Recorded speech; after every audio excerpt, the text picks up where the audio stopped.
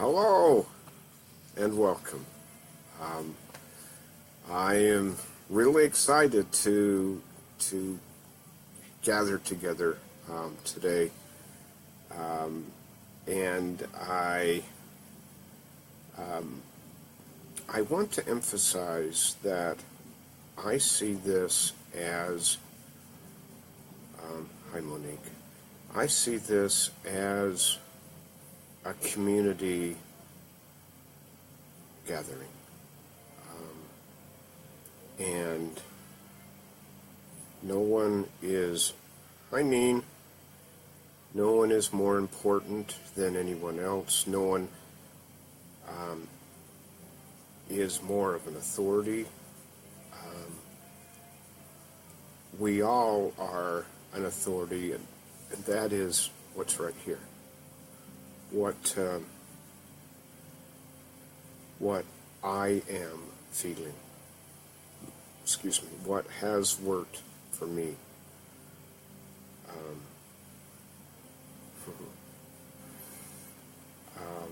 And that's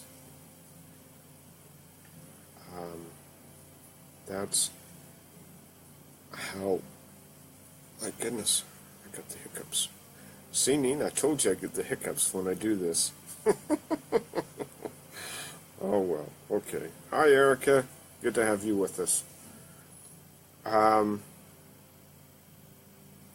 So, having said that, I would like to just open it up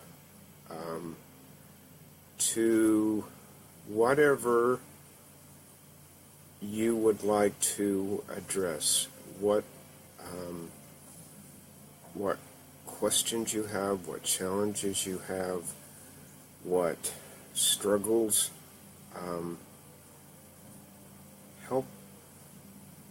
One of the things that I've learned over the many years that I've done workshops and seminars, and those of you who have either ran workshops and or seminars or been a part of them will relate to this, and that is so many times someone will kind of like raise their hand really kind of shyly, and I'll call on them and they'll say, well, hi Hillary,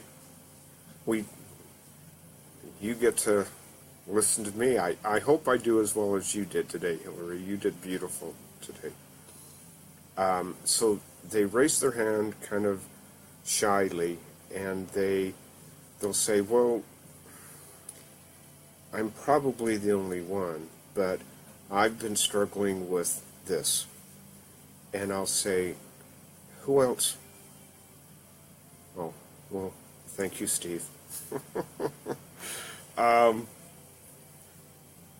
I'll say, who else here struggles with that?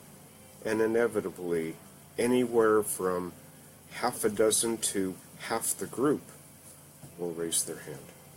And so, one of my intentions here is for this to be a safe place.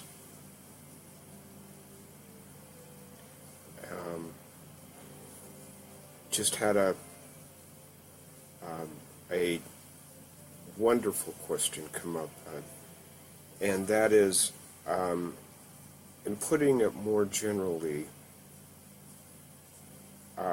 we all struggle with this, but it's comparing our insides to someone else's outsides. We look at someone over there and we think, oh dear, sorry, I'm on Pandora, and they decided to have a commercial. So we'll just get rid of them.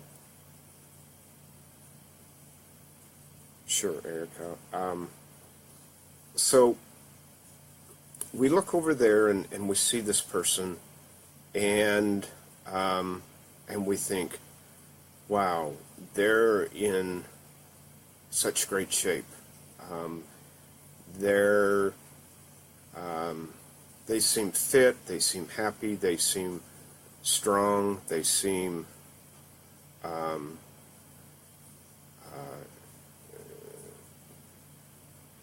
they seem like they have it all together.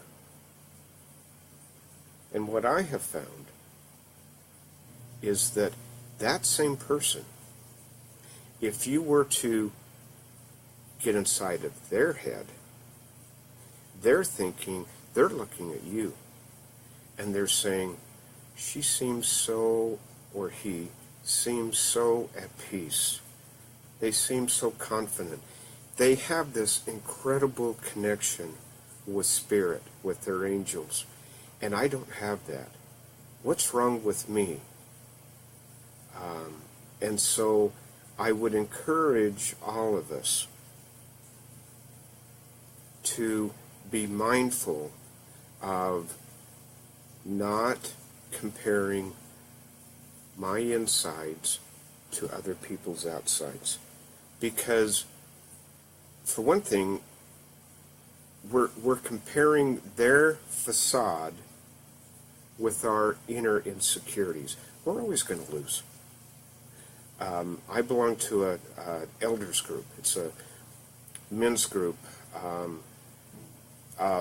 men who have been doing men's groups for a long time. And, most are in their 60s or 70s or older. Obviously, most are retired. We have judges. We have that's in the other group. But we have a lot of really learned, accomplished men in this group. And the subject came up one time of this, never comparing our insides to other people's outsides. And the whole group is like nodding, like, yeah.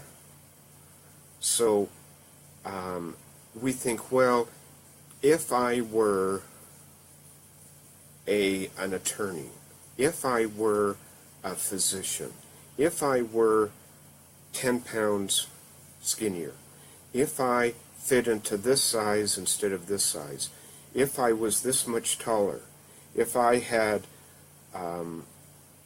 brown hair instead of gray hair, what have you, we think, I would be so much happier.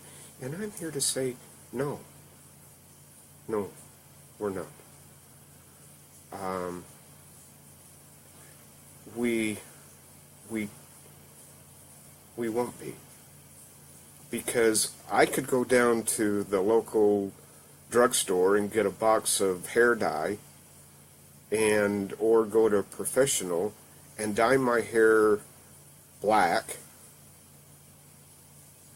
At the end of the day, I'm still me. I could join a diet club, one of these food supplement clubs or whatever, and I could lose 20 pounds. And at the end of the day, I'm still me.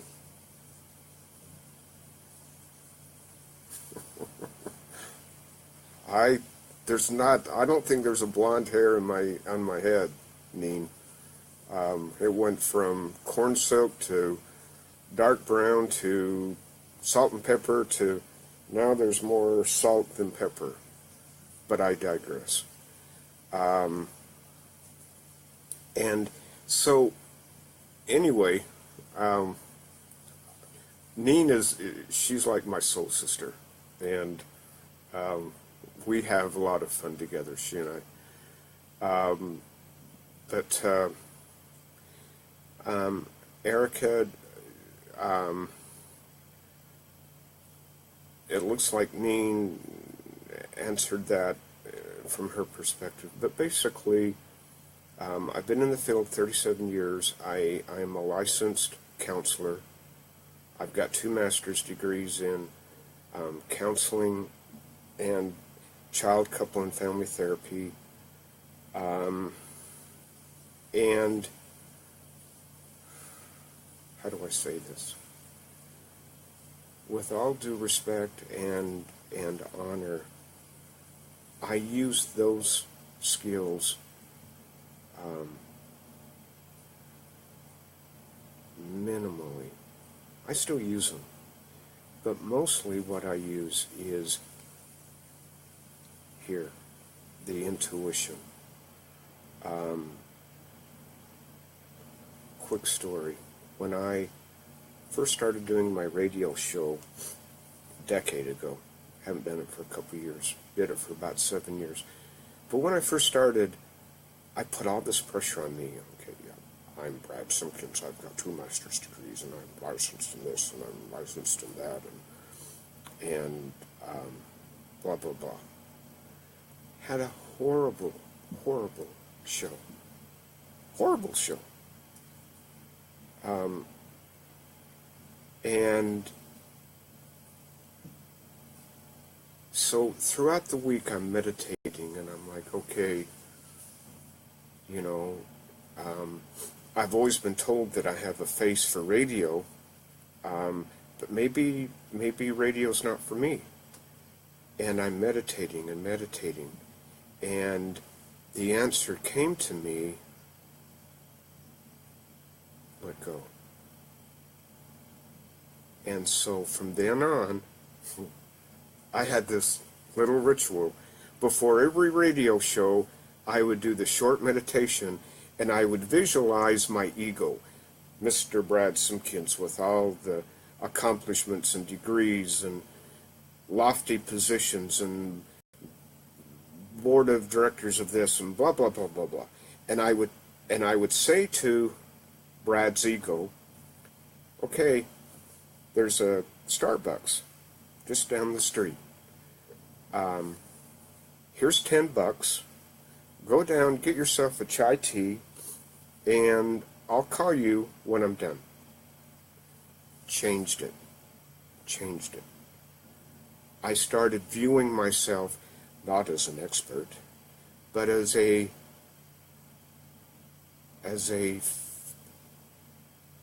facilitator, a medium, so to speak. Not in the medium, I don't view myself as a medium, but as a vessel for my angels and guides to communicate.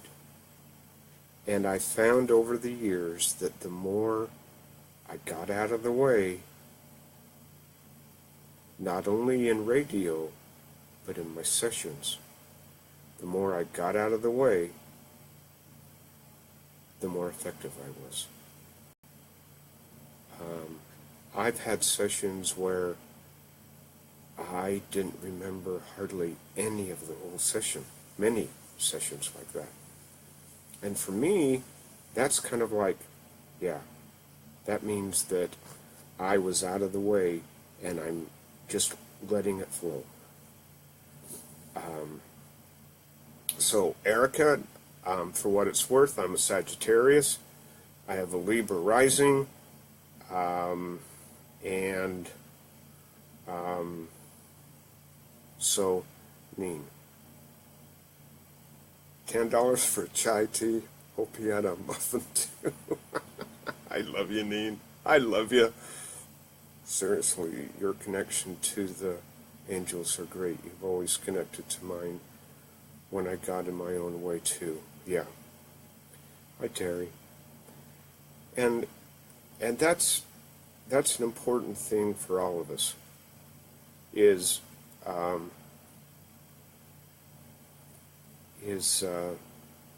we all have times when we get in the way, when we feel disconnected from our angels, from Source, what have you. My experience in my life and in those that I love, i.e. my clients and my kids of the heart and so on, is when I feel disconnected from my angels, what's really going on is I have become disconnected to Brad. Usually because I've been really negative and harsh to myself. And I've disconnected that connection between me and my inner Brad. When I love Brad, when I honor Brad, when I value, respect, and treat Brad as if he were an important person, the flow was just effortless. When I don't do that, it becomes really difficult. And another thing, and Neen, you're going to smile with this, is recognizing the power of words in our thoughts and what we say out loud. If I try to connect with my angels, think about the word try. Within that, there's a suggestion of probable, or at least possible, failure. Usually when most of us say, I'm going to try to, usually there's a sense of, let's face it, I'm probably not. And for example, if you have kids, you don't say, I'm going to try to love Rob. I love Rob. He's my son. There's no try. When we say try, we create a barrier. We create a pushback. So be mindful of the power of your words. Yeah, taking a deep breath.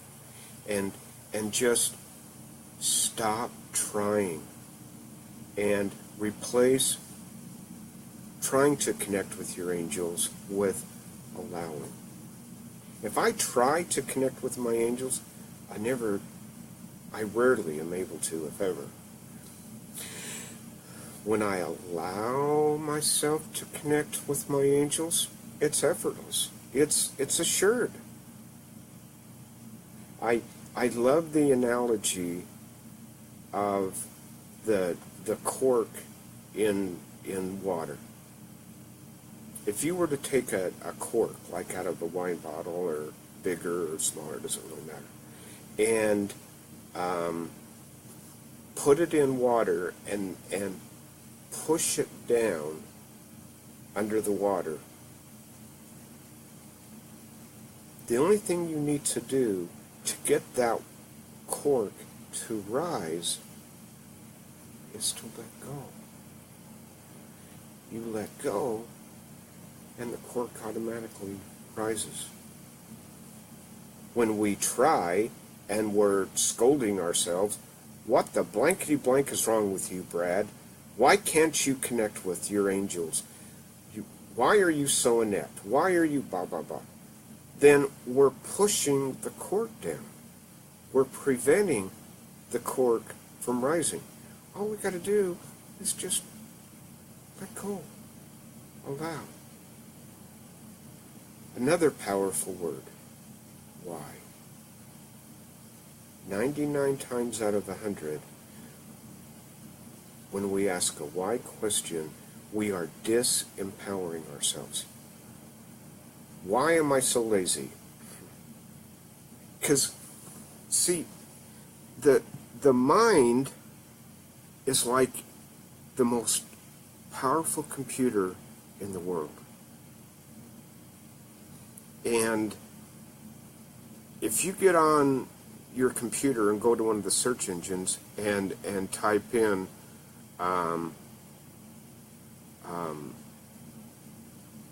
show me disfigured people, it will show you thousands of photos of disfigured people. That's what happens when we ask ourselves, why? We say, why am I a failure?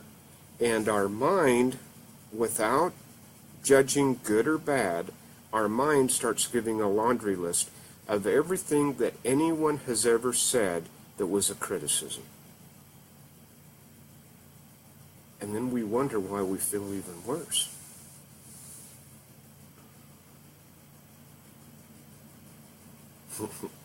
Yeah, we all have our inner control demons. That's true, Neen.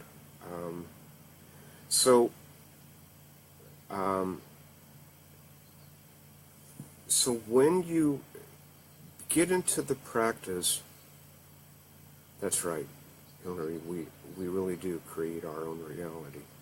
That the challenge with that, Hillary, is that we often use that information to beat ourselves up and hold ourselves down. So we're having some struggles, and the thought comes to us, well, you created this, it's your fault. That's not helpful. Not helpful at all. So we need to become mindful of our inner dialogue. Come from that witness. If I say to you, how are you feeling about what we're talking about here? There's a part of you that is noticing what you're feeling and what you're thinking. That's what we want to access.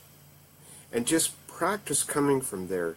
And when you notice your mood dropping, stop and ask yourself, okay, what was I just thinking? Yeah, that was a negative put down or what have you. And so we stop,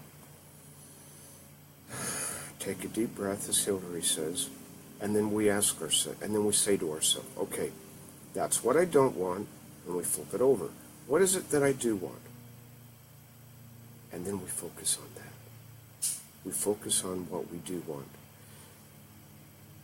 Focusing on our faults, focusing on what we don't want, focusing on what we don't like about ourselves, our life, our partner, our kids, our car, our house, whatever, focusing on what we don't want in hopes of getting to a better life is like leaving your house and start walking straight north in hopes of getting to the South Pole. You're never going to get there. You're never going to get there.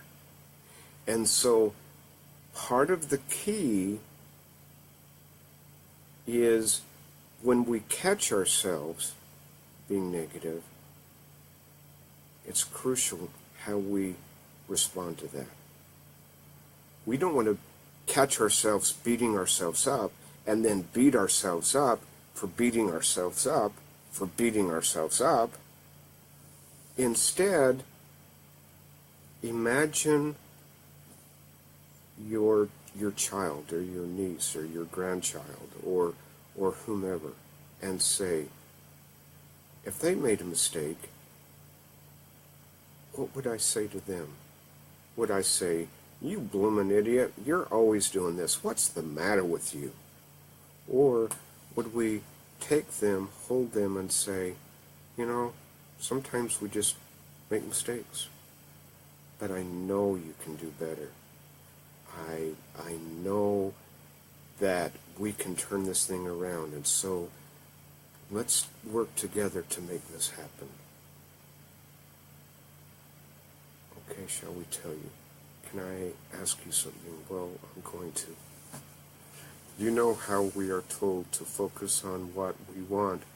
I've noticed I've been feeling weird about doing that, as I've always been aware I need to allow the universe to bring in something better. So then I've stayed stuck because what if what I want is wrong or not good enough? Okay. 3 words. Hi, Gina. My goodness, I haven't talked with you for a long time. Welcome, my friend. Okay, 3 words. We say to ourselves, I have an opportunity to take such and such job, and I really want it. But I don't want to limit myself because, or to use another analogy, I found this 2001 Toyota Camry that I really like, and I'd really like to get it. But our angels have got a 2017 Maserati figuratively waiting for us. I'm not into monetary or cars or anything, but figuratively. So if I'm saying to myself, I want that Camry, I want that Camry, am I preventing myself from getting the Maserati life in my life? And an example of this, heard a story about this guy, and his whole life, several years ago, he wanted to be an extra on Hill Street Blues. And all he could think about was, I want to be on Hill Street Blues. I want to be on Hill Street Blues. Now, his angels and guides were creating an opportunity for him to have his own show, for him to be the main star of his own show. But until he shifted a little bit and expanded a little bit, he was locked into that being an extra on Hill Street Blues. So, 3 words, or something better. I want that job at such and such, or something better. I want a Camry car, or something better.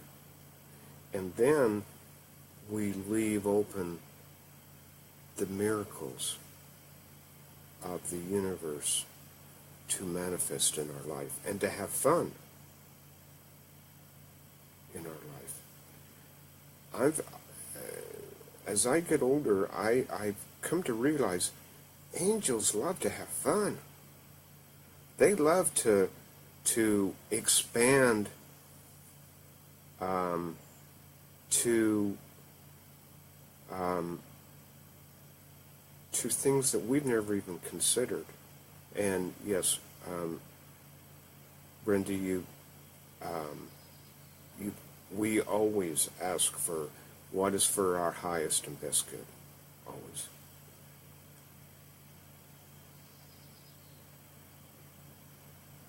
On patience, I'm smiling because, as Neen knows, that's been part of my journey. One of the biggest things is, for me, was to stop telling myself that I struggled with patience. I used to have this ongoing thing. Well, if patience is a virtue, I missed that line. When I was in line for the different virtues, somehow I missed that line. So, my angels and guides hear that, and they say, Brad needs to develop his patience. How can we help him to become more patient? Well, I know.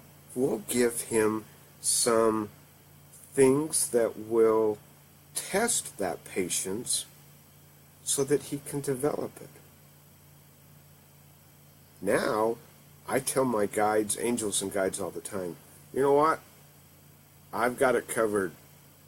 Patience is is one of my strengths. I don't need any more practice with patience. I've got it. The other thing with patience is what comes with patience is almost always attachment.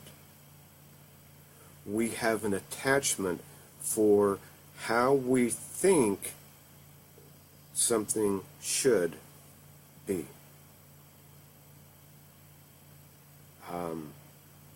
And one of my favorite authors, Byron Katie, once said, all pain is the result of our refusal to accept what is. We wanted that relationship to work and it didn't. And we struggle, we refuse to accept that it wasn't right for us. That causes us pain. Even something as deep as 3 years ago around this time, one of my daughters was out of absolutely nowhere. She was killed in a mudslide in northern Washington. And this gal had everything going for her. She had had a very difficult childhood. She's a child of the heart. I really don't make that distinction. To me, child of the heart is the child, because my biological children are also my children of the heart. But she was a child of the heart. Had a very difficult childhood, spent the vast majority of her teen years couch surfing and so forth. Still got herself completed her high school diploma and her associate's degree. Met a really wonderful, wonderful guy. Got engaged. She was so thrilled.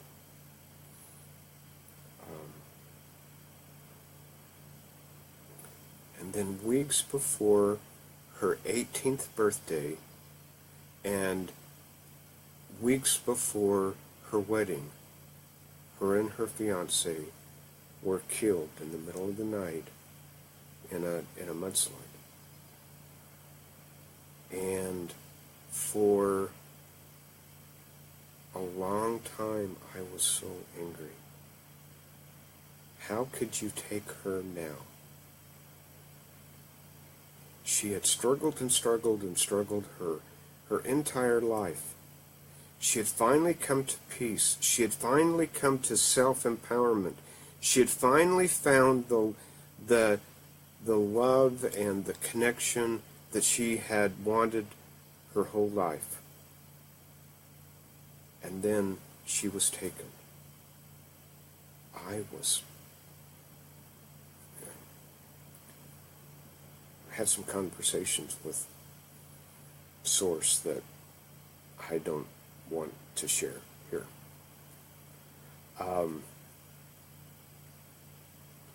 It was only until I was able to come to peace and accept that, number one, she was gone, and number two, that even though I didn't then, still don't, fully understand why she had to leave when she did, I have to trust that it was, again, for her highest and best good.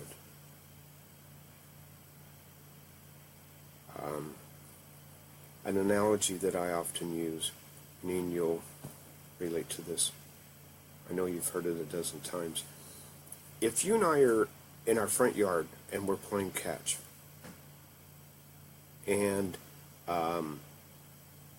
you accidentally throw the ball past me over my head or to somewhere where I couldn't reach it, and it rolls out into the middle of the street, and I'm like 4 years old. We're both like 4 years old. And I turn around and I see the ball. Being 4 years old, there's two things that I think about. Number one, there's the ball.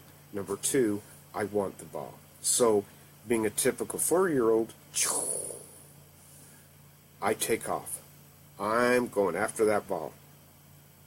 And my tunnel vision prevents me from seeing that there's cars coming both ways. A wise adult nearby sees what's happening, runs over and scoops me up right before I step out in front of a car. Now, in that moment, I am pissed. I wanted that ball, and this mean person prevented me from getting this ball. You're mean. I don't like you. Because my perspective prevents me from seeing the full picture. So for me, as an adult, there are many, many times when I get angry and I say, Source, you're being mean. I wanted X, you wouldn't let me have X, you're mean. And then I think about that little boy and the ball. And I have to trust that even though I don't see the oncoming cars, the downside of what I was focused on, I know that my angels and guides are looking out for me. They are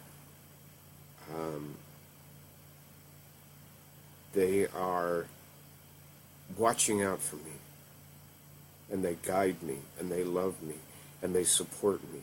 Sometimes I get mad at them because I don't understand.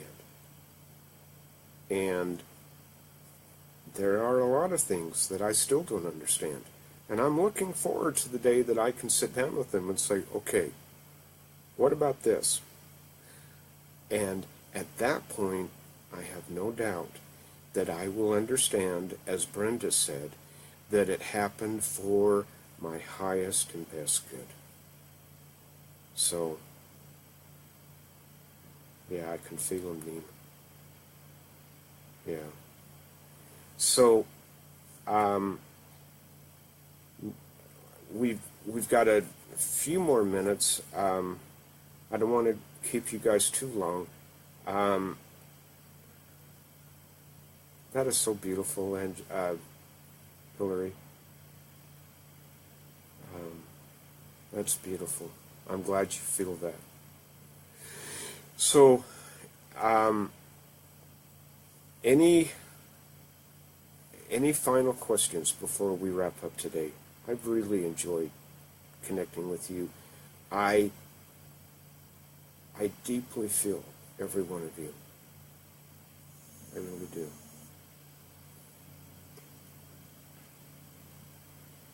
Yeah. Cheryl, and you know, there are souls who plan out their life.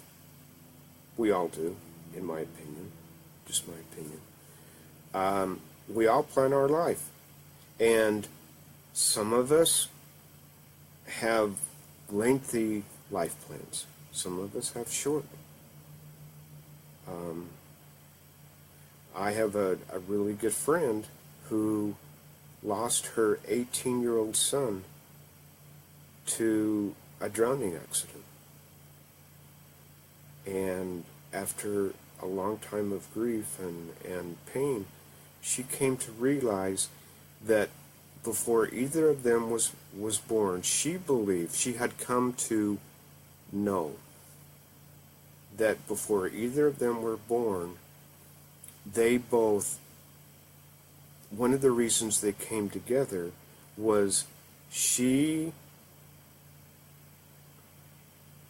one of the things that she wanted to experience in this life was the pain, grief, and sorrow of losing a child at a very young age. He was 18.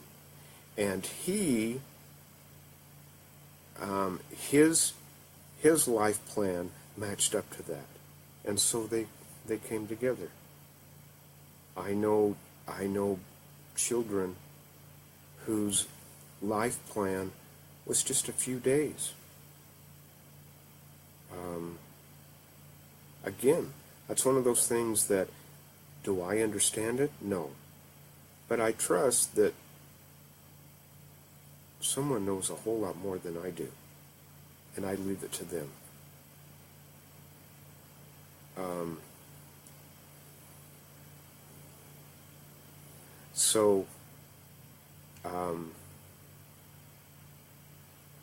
Yeah. So,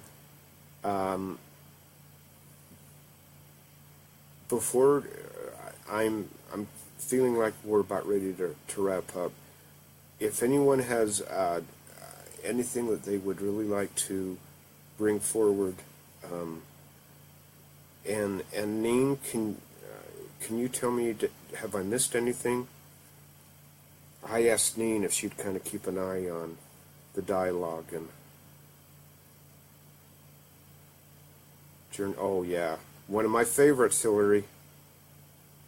Journey of Souls, one of my favorites. One of the first books I read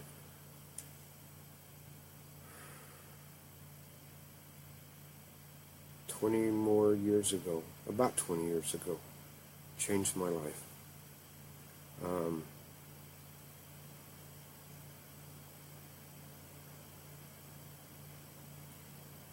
Do I believe for each decision we make, a part of our soul goes off and lives the other choice? Alternate universes. I'm intrigued by that. I have to say I don't really know a whole lot about that. I know a lot of people who are just deeply intrigued by that, and they're always, imagining,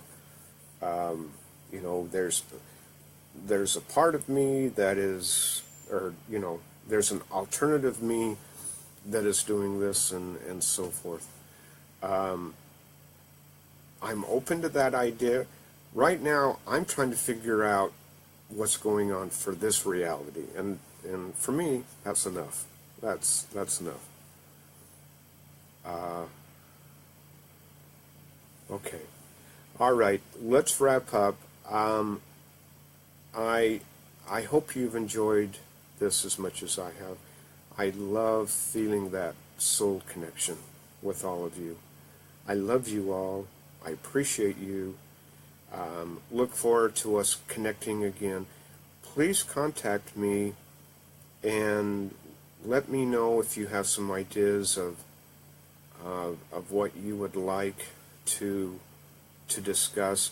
Also, if you're hurting, if you're filled with anxiety or fear or grief or what have you, please reach out to me. That's why I'm here. I'm an empty nester. I'm single. I enjoy being single. Not looking to change that. So, I love two things. I love my grandkids and connecting with and helping people. So, if you ever think that you're being a burden, you're wrong. Okay? I love you. I love you. I love you. Have a great day. Go out and make it a great day. I love you all.